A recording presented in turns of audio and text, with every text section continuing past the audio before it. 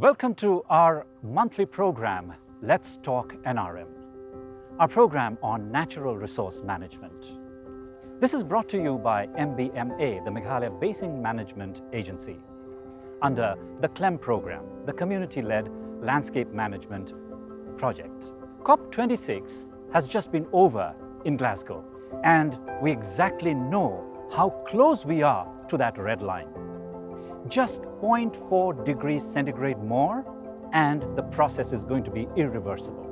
What Meghalaya needs to do to reverse that process, the responsibility that Meghalaya has, the actions that Meghalaya is going to take and is already taking, to discuss these, we have none other than the person at the helm of affairs in Meghalaya, the Chief Minister of Meghalaya, Mr. Conrad Sangma, with us today.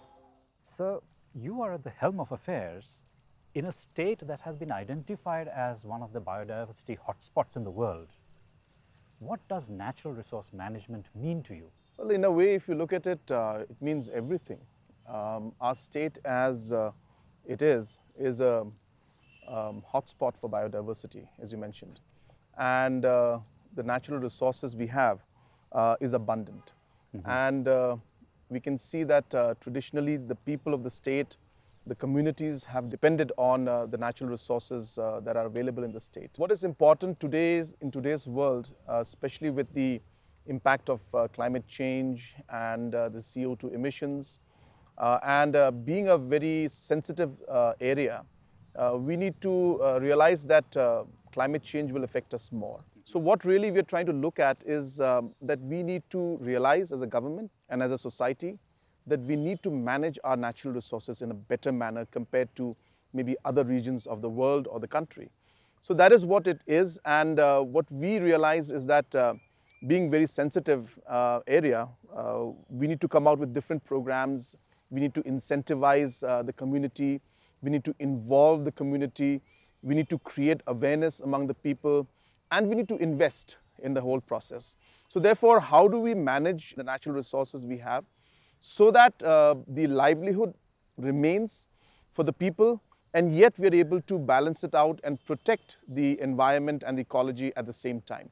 So the balance between these two, the management of these natural resources, will be key in the coming years when we have climate effects affecting us more compared to the rest of the world. So that's why it is very critical for us. So can we come out with mechanisms where we can actually bring out livelihood, create value out of these while maintaining it and ensuring that it is used in the right way and protecting our environment and yet creating livelihood out of this. Absolutely. So that's really what the balance and the management part is. COP26 has just been over in Glasgow, and we know that if we don't act fast, we are going to cross that 1.5 degree centigrade increase, average increase since the pre-industrial era. Prime Minister Modi has already promised that by 2070, India is going to become carbon neutral. What do you think Meghalaya needs to do, and what are those things that Meghalaya already is doing to make sure that we are on the right path? Yes, you're absolutely right. Now, 2070 is the time frame where the Honorable Prime Minister of India has set the target for our country. But I strongly feel that Meghalaya can be one of the first states to actually achieve it. And the reason is that number one, we have already an advantage in terms of our carbon emissions being lesser compared to most of the other locations. And also the fact that our forest covers and other aspects do balance out for the different emissions that take place. I think what is important for our state, or for any other state for the matter of fact, or government, is to realize which are the main contributors to the emissions that are there in their respective states, and which are the areas which will actually neutralize more compared to others. So therefore, we realize that there are certain industries that are there in our state, which are the larger contributors to the CO2 emission. Now, if that contributes, for example, 30–40%, then strict measures to ensure that better technology can be utilized by these industries so that it doesn't have to close down, but at the same time, they adhere to the constraints and the levels that the government prescribes. And if we can do more in that part, then I think the results will be faster. So number one, we need to really prioritize which are the sectors and areas where we need to put more stringent laws to control. But as I said, we do need to balance. Doesn't mean that we need to shut down everything. Right. It's just important to know that today in the world there are technologies available that can minimize the impacts, and I think those need to be brought out, and industries need to be asked to adopt those technologies. On the other hand, it will be important to continuously increase our forest cover. It will be important to bring in new technology, like for example electric vehicles. We already have an electrical vehicle policy. We hope that we'll be able to get more and more vehicles that run on electricity, on EVs. We hope that more and more renewable energy, of course, by definition, even hydroelectricity is actually renewable. So therefore, we are, as of now, producing completely clean energy. But then can we enhance that? Can we increase that? All these aspects will be important. You know, lifestyles of the individuals and peoples will be important. So how can we influence our citizens to, you know, preserve water, you know, electricity, power, at the same time request them to reduce their consumptions or recycle, reuse as they call it, so triple R. Right. So I think all these aspects need to be brought in, but of course it requires a larger policy framework, and that's where the government comes in. And that's why it's important for us to prioritize these different aspects and see which one will impact us more, and accordingly act on it. So Meghalaya is rich in natural resources, and at the same time, there's a lot of development required. How do you balance out these two, managing the natural resources and yet keeping the development wheel moving? I think one needs to understand what development really means in the first place. So if you're talking of development as you know, mass industrialization and having a lot of you know, companies coming in, then that's not necessarily the definition that I would go with. So therefore, I think we need to understand that when we say development, it's a holistic development. We need to ensure that infrastructure is there. We need to make sure that livelihood is created for the people. We need to make sure that entrepreneurship is booming. We need to ensure that you know, different resources that we have are managed in the right way. So while we do all of that, yes, we need to see the overall balancing factor of the ecology. Sustainability, absolutely. So, so therefore, if you look at Meghalaya, it can go hand in hand. We can absolutely have a scenario where we can have the development which I was mentioning about, having a holistic development in terms of, yes, the overall infrastructure development, but ensuring that human you know, indicators that are there, those should be up. At the same time, we should have livelihood for the people and the basic facilities that are there. These all can go hand in hand for Meghalaya. And therefore, if you look at it, we are not stressing and saying that we need huge industrialization. We do need industries based on the resources that we have, but it should be in a manner which is sustainable and which respects the natural resources that we have. Now, the challenges we face, especially in an economy like ours, which a lot of people will say, is that we are dependent a lot on our mineral resources. Right. And that becomes a challenge for us. Now, it is a challenge. Now, it's something that our people have been depending on for many, many years. So for somebody to come in and simply say, well, we'll cut it off, will lead to a huge loss of you know, a livelihood for the people, and will hit the economic activity you know, right where it matters.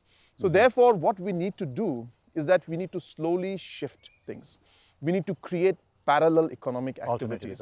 We need to create that. Now, that cannot happen overnight. Right. That's the reason why we have come up with this concept of natural resource management, where we feel that, is there a better way to deal with the natural resources we have, where we respect the environment and ecology, and yet allow economic activity and livelihood to come out. And that's really what this entire natural resource management is all about.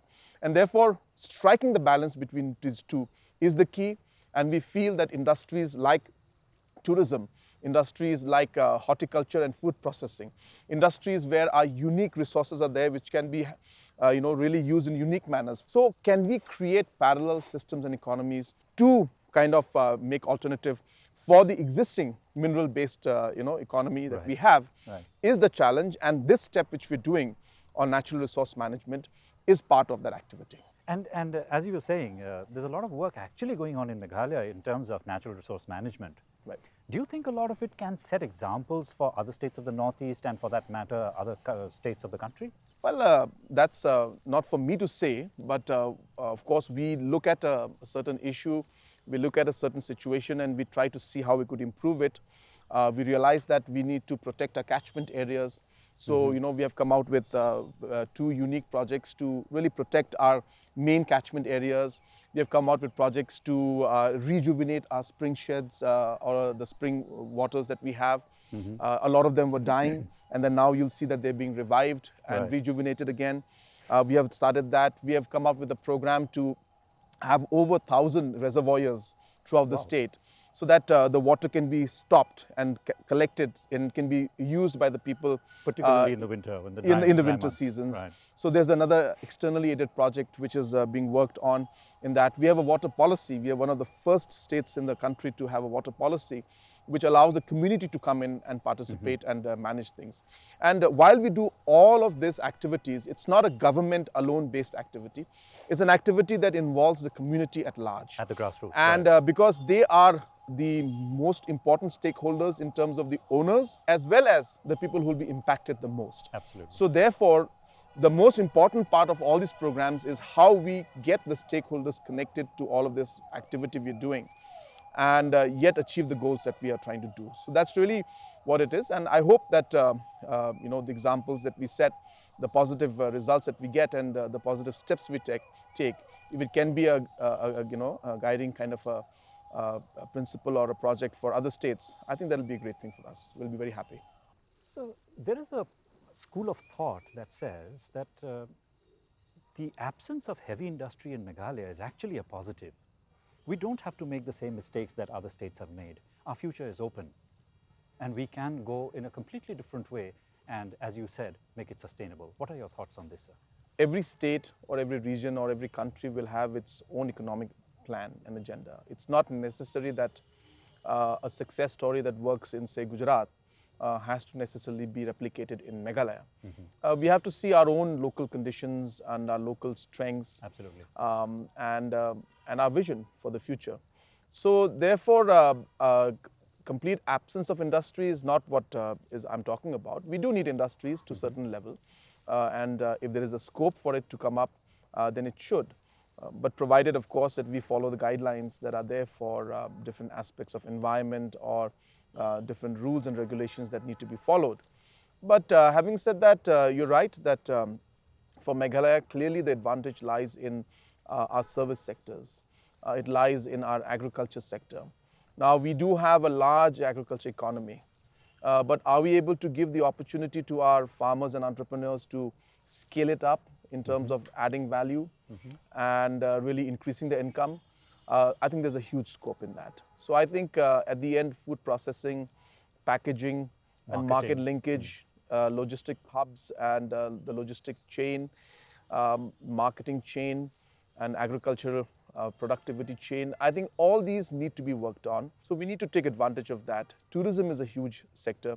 We feel we can go into service sector. I think these are great opportunities which have not been explored. So as I said, industrialization to the extent it should, but not necessarily the way other states have done it. Right. I think we should chalk out our own path.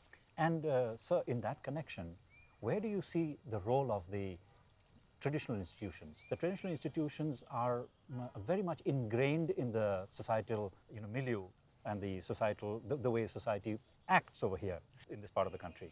Absolutely. It is, in fact, one of our greatest strengths. Right. And it really allows inclusiveness to be there because it's absolutely down to the grassroots level. So you have a strong institutionalized system mechanism which has worked for centuries, and more importantly, people have believed in it and people have stuck with it. So it is a great advantage, and we should use that in order to implement our economic goals and visions in the long run. And even as we speak, the entire natural resource management program that we're doing, it couldn't be possible without the participation of the community. And as I said earlier, that they are the ones who are impacted the most out of it. So it makes complete sense. A simple example which we're going to do is what we're calling the community public-private partnership model, which is a unique model which has not happened in any other part of the country. What we mean here is that there will be a public-private partnership, but the private, the entity will not be an individual, but the community as a whole. So the community will own the land, the government will invest in it, and then the community will run it again. And there'll be a sharing model between the government and the community. And these kind of models, I think, will be the first of its kind in the country. And that's because of the strong traditional setups that we have. Even larger organizations which are traditionally based are also there. So all the traditional institutions we have, I feel, is a strong strength of ours. And we should use that to our advantage to further the economic goals and visions that we have for the state and the people. Wonderful. So you've been involved in many of these development projects with respect to natural resource management. Can you narrate some success stories from Meghalaya? I can, but it'll be very long. But definitely from, for example, like, in the last many years, we used to plant a lot of saplings. And at the end, we wanted to really do a lot of it, but we didn't have enough. So we started creating a large number of saplings and a nursery for it. And more importantly, rather than using plastic to cover the saplings, we started using bamboo and biodegradable bags to actually keep the sapling together, so that once it's planted, it actually doesn't become counterproductive and actually spoils the environment. So these kind of small things which have done makes a huge difference. This year we'll be planting over 1 crore saplings. Wow. It'll be a record, I think, in the history of our state and maybe many states in the region. So things like these, and maybe more specific example would be recently, which had gone to Makodep village in Riboy area along with Mr. Sampath. And you've seen out there that in one village how saplings have been put in, planted, how the water has been stopped and reservoirs have been created, which has created water for them to produce the agriculture products even during dry seasons and non-rainy seasons, which has then further led to them able to increase their revenue and go into dairy products production. That's right. They bought a cow. They bought a cow and all that. So these are just small examples, and these are happening in many locations. And the beauty of this entire project, or this entire goal we have of natural resource management, is really to touch the lives at the grassroots level and at the village level. So just a few examples I wanted to share. Yeah, these are actually touching individual lives at the grassroots level. And I've seen it for myself, as you just mentioned, sir, at Makodep. So what would be your message to the people of Meghalaya on natural resource management? Well, my message to the people of our state would be that nothing will be possible without your participation and their participation. Given the kind of system and the setup we have in our traditional systems and institutions, ownership is with the community. And the impact also is to the community. Absolutely. So therefore, this will be a teamwork. Right. And my message to the people would be that, yes, we as a government have a role responsibility to move things in this aspect, but it cannot happen without your participation and without your support and without your active role in this. So therefore, I request and urge each one that this needs to be taken very seriously. We have a limited time. It's not that we have forever to try and resolve this issue of climate change. We are already seeing the impact of it that's happening. Yet we need to ensure that our livelihood is created. We need to ensure that economic development continues. But we need to also ensure that it happens while we respect the environment and the natural resources that we have.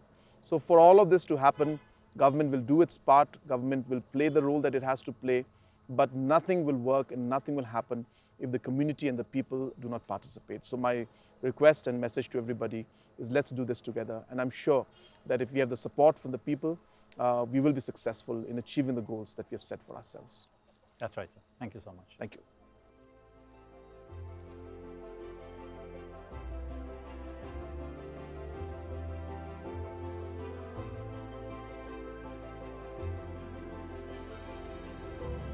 So there you are, listeners.